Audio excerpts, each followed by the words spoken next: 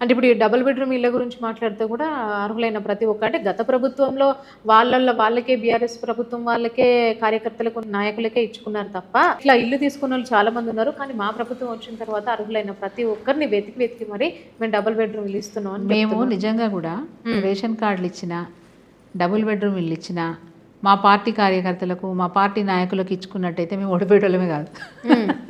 మేము ఓడిపోయేటోళ్ళమే కాదు. బాజాప్తా మేము పారదర్శకంగా పనిచేసినాం కాబట్టి మా క్యాడర్ కూడా అప్సెట్ అయింది.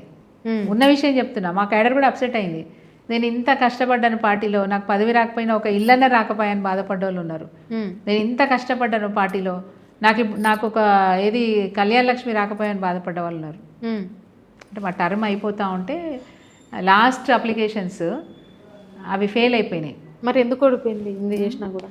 ఏంటిది అంటే మేము పారదర్శకంగా చేసినాం, పారదర్శకంగా చేసినాం. మా క్యాడర్కి ఇచ్చుకోలే. ఇల్లు ఇచ్చినామా అండి? లాటరీ.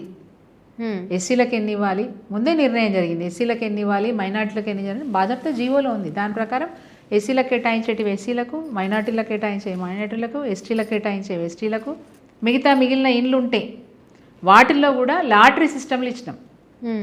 ఎంతమంది అప్లికెంట్స్ ఉన్నారో ఆ అప్లికెంట్స్ని స్థానిక ఎంఆర్ఓలే అర్హులా కాదా అని చెప్పి మొత్తం ఎలిజిబిలిటీ లిస్ట్ తయారు చేసి, ఎలిజిబిలిటీ లిస్ట్లో కూడా మేము మళ్ళీ ఎట్లా చేసినాము, వాజాప్తా లాటరీ, గ్రామ సభలో లాటరీ పెట్టి చేసినాం.